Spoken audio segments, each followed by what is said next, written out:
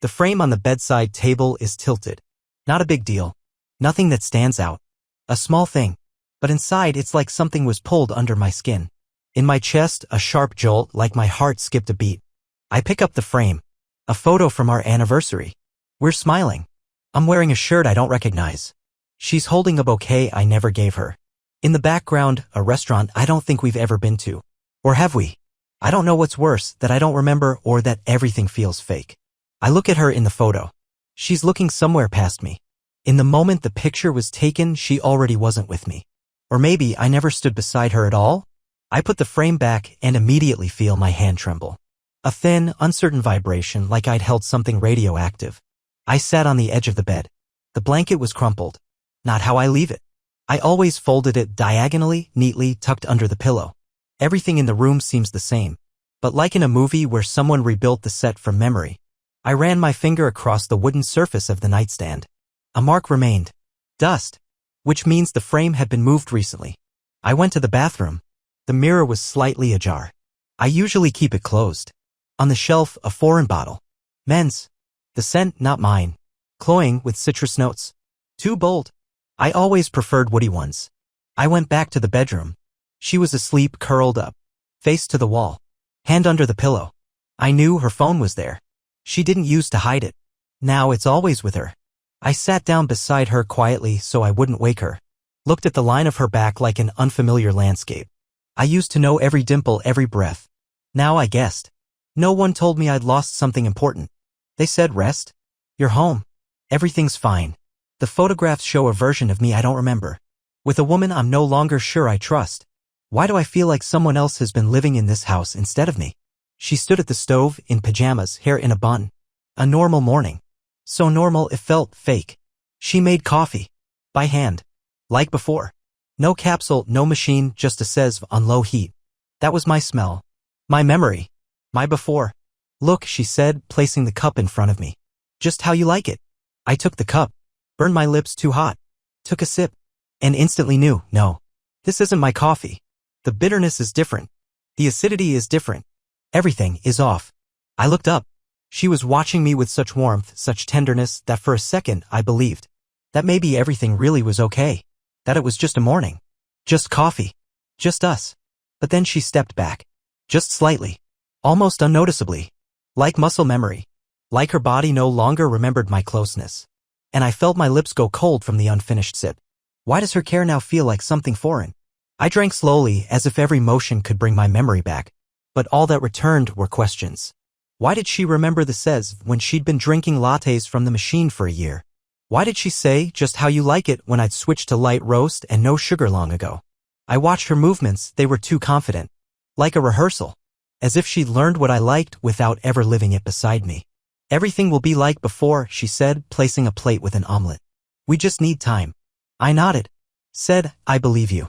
But already that heavy silence was settling in my chest. The kind that doesn't scream but suffocates. Like damp cloth over the face. While she washed the dishes, I walked to the window. In the garden, a chair I remembered. But next to it, a blanket. Blue. Not mine. I always used a checkered one, gray and white with a frayed corner. It was gone. Where's my blanket? I asked. Washed it, she replied quickly.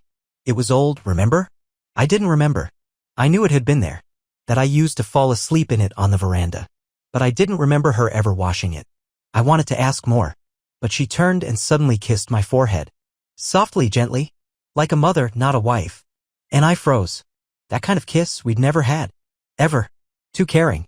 Too from above. As if I were sick, temporary, a stranger. I pretended I felt better. But at night, I got up again and poured the rest of the coffee down the sink. It had gone cold. But the bitterness still burned my tongue. Where are the garage keys? I asked casually. She didn't blink. Didn't hesitate. Turned, stepped to the cupboard and pulled them from the top drawer. Here. Everything's in place. But it wasn't in place. I always kept them in the bottom drawer. The second one under the documents. Out of sight. So they wouldn't get mixed up with the others. I stood there with my hand outstretched and something inside me clenched. She answered too quickly. Without asking. As if she already knew where to look. As if she'd used them herself. Often. When I took the keys, I thought they smelled not of engine oil, but of her perfume. I held them tighter than I needed to. My hand turned white from the tension. And in that moment, for the first time, I felt I was in someone else's house, with familiar walls, and a woman who knew my hiding spots too well. The garage was cool. It smelled of dust, iron, and time. I walked in, holding the keys like an amulet. In the far corner, a chest, old with rusted hardware. I opened it slowly, as if afraid it might explode. And I knew at once something was wrong. The cigars were in a different box, not the one I'd used. The photos in a different order. Some missing. And most importantly, one letter. A yellow envelope. Mine. Blue ink. Gone. I stared at the empty space like a wound. And I felt a ringing in my head like a false note in a favorite song. I closed the chest. Slowly. Without a sound. Went back to the house. She was in the kitchen. In an apron. The same smile. The same tenderness I no longer believed in. You haven't been in the garage? I asked. She turned without pausing the motion of her knife. No, of course not. That's your treasure trove. I sat down at the table. Watched her slicing carrots. Evenly. Mechanically. Perfectly. Like an actress who's played the same role too long. And now no longer remembers who she really is. Or maybe it's simpler. Maybe she's just someone else now, waiting for me to become convenient again. I placed the keys on the table, beside her, watched the metal glint under the kitchen lamp, and almost asked, "Who did you give them to?" But I didn't, because I knew the lie would be soft, convincing, like lotion on a fresh wound. She smiled, bent down to lift the pot from the stove, and at that moment I smelled her perfume again. Too close, too vivid, like a signature on a forged letter. I stood, moved to the window, looked out at the garden, and suddenly remembered. In that letter, I wrote about her, about the fear of losing her, about a love I was afraid of. And maybe she read it, out loud, not to me. Maybe someone else already knows what I feel, better than I do. We sat on the couch, together, but it felt like there was glass between us. I could hear the ticking clock, the creak of the chair as she shifted slightly, but I couldn't feel her breathing. Once it always wrapped around me like an evening blanket. Now nothing. I reached for her hand, gently with no expectation. Just to touch, just to feel. She didn't pull away, but she didn't respond either. Her fingers were lifeless, like wires with no current. "Are you okay?" I asked without looking. Of course. Her voice was bright, warm even, but not deep. It skimmed the surface. She picked up her phone. The screen lit up, then face down onto her lap. That's when I knew. We weren't together. We were just in the same room, like two actors who've long forgotten the lines of the play. I started noticing it more often. Every morning her good morning sounded rehearsed, as if it wasn't meant for me. Every dinner like a routine ritual that no one truly took part in. She used to share little things, what she saw, who she met, what made her laugh. Now just facts. Mom called. Work is hectic. The weather's turned bad. But between those words, silence. Like a pause no one wants to fill. I began setting my alarm for 2:47 a.m. I don't know why, just a feeling. One night I woke up and heard a click. The screen of her phone. She was sitting at the edge of the bed, back to me. Fingers gliding over the screen. I closed my eyes, pretended to sleep, and felt everything inside me tighten. The next day, she was unusually affectionate. Hugged more. Laughed more. And I couldn't stop hearing the clicks of her fingers on the screen. I began to notice that her phone was always with her now. Even in the shower.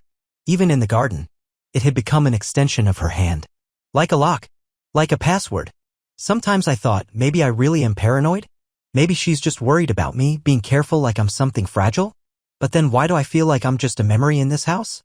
One night I woke again. She was asleep. The phone was under her pillow. I almost reached for it, but stopped. I wasn't afraid of what I might find. I was afraid I'd find proof that I wasn't needed anymore. I started going through my shirts, looking for the one from the photo. My fingers moved over the fabrics, the familiar textures. The white one with stripes. The blue one with the worn collar. The one she used to iron with special care.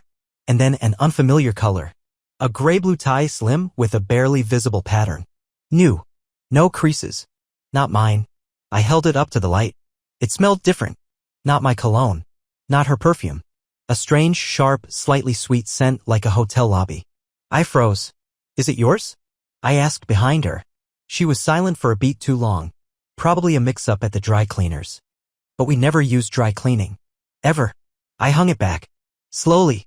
Like a piece of evidence I wasn't ready to present yet. From that day on, I started documenting. Little things.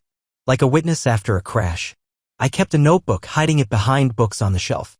Like an investigator. Not a husband. Not someone who trusts. But someone who already knows. Trust is the easiest thing to fake. I asked her about the shirt from the photo. Where is it? Probably in the wash, she said. You don't remember much, sweetheart? Maybe. But I'd remember a shirt like that. It wasn't my style.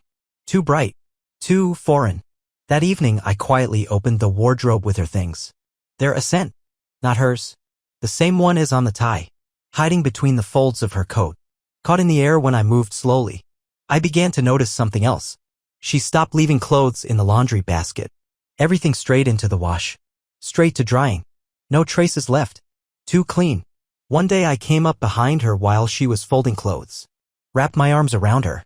Rested my chin on her shoulder. She flinched. The body, it doesn't know how to lie. I felt it tense, like she'd been touched by someone she didn't expect. It's okay, I whispered. She nodded, but said nothing. I followed her route one day. Said I wanted to go for a drive. Get some air. She nodded like she hadn't really heard. Or didn't care. I knew where she worked. Where she stopped. Who she talked to. And I thought I knew where she had lunch. But in that area there was a cafe I didn't remember. Bright sign. Glass storefront. Something about it rang inside me like the echo of a dream I couldn't recall. I went in. Sat by the window. The barista, a young guy with dreadlocks, smiled. Hey. No sugar, with oat milk, like always. I said nothing. You were here with a lady a couple of months ago, the barista added as he handed me the cup. Same as usual? I took the cup. It burned my palms. Yes, I said. Same as usual. But nothing was the same. Least of all, me. I sat there with that cup in my hands, feeling my fingers tremble. He didn't know I hadn't been here. That the me, whoever he remembered, was someone else. Who? Who came here with her? Who sat at this table? Who knew what coffee I liked? I looked around. The walls light? Tiled? One of the tables by the wall, its leg propped up with a napkin. An old trick. I always did that. So I had been here. But I hadn't. When I left, it felt like I was walking through someone else's city. Everything looked familiar, but slightly off. As if someone had moved all the street lamps a meter to the right. I asked myself, what if someone else did live this year in my place?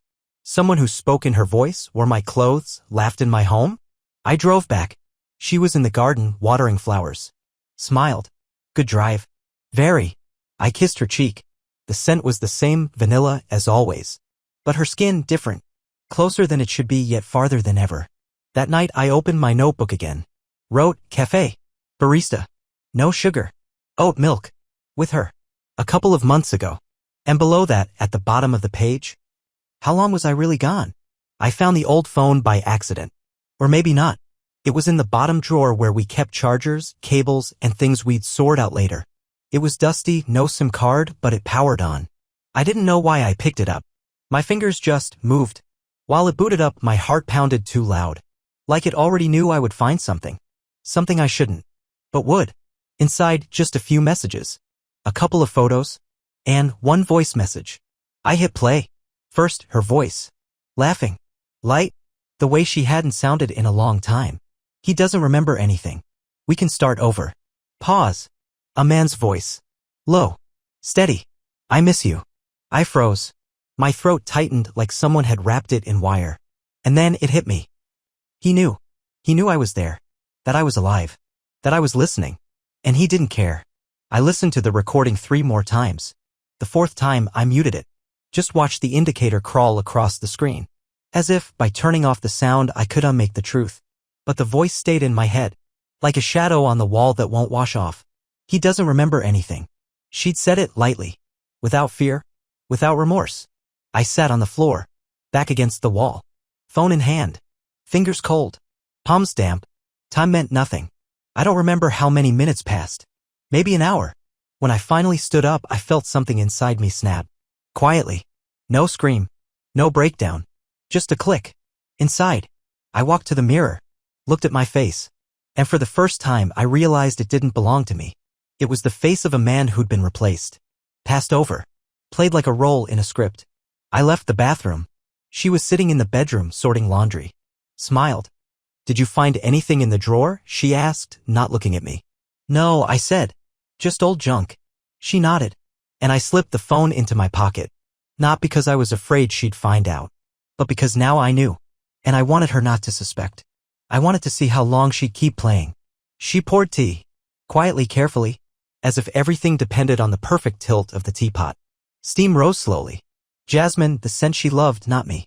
Once she made this tea for both of us. Now only for herself. I just got the leftover ritual. Here, she said. I took the cup. And again I felt it. She didn't meet my eyes when she spoke simple things. Like, in her head, another scene was playing. Another dialogue. Not with me. I sipped. Hot. Familiar. And said, without blinking. You have a beautiful voice. Especially when you laugh. She froze for a fraction of a second. Gripped the teapot just a little tighter. Then smiled again. Really? I nodded. But inside only ash. Now I played too. Smiled. Listened. Agreed. There was something strangely calming about being an actor in someone else's play. When you know the truth is on your side. When the mask you wear isn't a lie, it's armor. She talked about her day. A client who was late. How silly her coworkers were. How the neighbor's dog ran away. I nodded. Laughed. Responded. But all the while, I was remembering, I miss you. His voice. The way it sounded calm. Loving. I started asking her small questions. Innocent like little needles. Haven't seen Claire in a while, have you? What happened to that blue top? And why do you park outside now? She answered easily. Confidently. But too smoothly. No hesitations. Like she'd rehearsed it all. One night I heard her walking to the kitchen. Quietly. No lights. I followed. Stood hidden in the doorway. She stood by the fridge. Texting someone. Smiling. I saw the phone screen reflected in the window. Are you awake? It read. I went back to bed. When she returned and lay down beside me, I was already breathing evenly like I was asleep. But inside a different life had begun. One where I didn't want the truth anymore. I wanted to see how far she'd go. I stood by the wardrobe. Looked at my clothes. Shirts hung by color like in a catalog. Shoes polished, even the boots I never liked. The checkered blanket was back. Folded neatly, almost like an ad. Too clean. Too perfect. I went to the dresser. Inside, my watches laid out precisely. Reading glasses I never used. A book I'd never opened. And the letter, the one that should have been gone, sat on top. But not in my handwriting. I opened it. The words were familiar. Phrases I might have said. But the rhythm foreign. The tone, not mine. I sat at the edge of the bed, holding that page, and realized. I'd been reconstructed. Put together like flat-pack furniture. For convenience. For recognizability. Only. I wasn't me. I walked through the house like it was a set in someone else's play. Photos on the walls. Moments I didn't remember. All with dates, all with captions. In one, I'm holding a cake. Caption, the day he came back to life. But I don't remember the cake. Don't remember candles. Don't even remember the faces in the picture. Someone lived this year. In my clothes. With my reactions. My smile. And now she, out of habit, is still acting out that story. But I don't want to be part of this play anymore. I took one of the shirts. Put it on. It fit perfectly. Like it was made for me. But I felt like it wasn't my body. Not my skin. I walked into the bathroom. Looked in the mirror. The face was mine. But the eyes? I pressed my palm to the glass. It was damp. I hadn't even noticed I was crying. Silently. Without sobbing. Just tears. I remembered how she used to say, "You're always so real." And now? Now she lives with someone who's convenient. Predictable. Who doesn't ask questions? I got up. Walked to the desk. Opened the bottom drawer. There was my old notebook. I flipped through the pages. The tie. The cafe. The voice. And added a new line. Living in someone else's biography. The name is mine. Inside empty. Once again, I'm holding that same frame. The one from the photo where we're smiling on our anniversary. She with the bouquet I never gave her. Me in a shirt I never wore. And every time I look at that photo, it feels like the one smiling isn't me, but someone who took my place. My fingers tremble, but not from anger. I'm no longer angry. I'm hollow. I don't want to scream. Don't want to accuse. Don't want to keep playing. I just want to step out of the frame. I open the wardrobe. Slowly. Set the frame inside against the wall. And turn it face down. I don't smash it. Don't burn it. I just no longer want it looking at me. She walks into the room as I close the wardrobe door. Everything okay? She asks. I turn around. Smile. And this smile, it's no longer fake. It's silence. An answer that doesn't need explanation. Yes. Just put something away. She nods. Doesn't ask what. Too afraid to hear it. We sit on the porch. She's beside me. Talking about something, the garden, plans, things to buy this weekend. I listen. But like through glass. Like a radio from another life. And suddenly I realize. I no longer need to know who she was with. How long it lasted. How far it went. Truth isn't a gunshot. It's silence. The moment you stop fighting for your place. I look at her. So long that she finally goes quiet. In her eyes tension. Fear. Like she senses the scene has changed. That I'm no longer her co-star. It's okay, I say. And she nods. Like a machine. At night, I lie on my back. Eyes open in the dark. And for the first time in a long while, I breathe freely. Not because it got easier, but because I let go. I'm no longer part of this version of us. And maybe I never was. The photograph remains. But now in the dark. Face down. No face.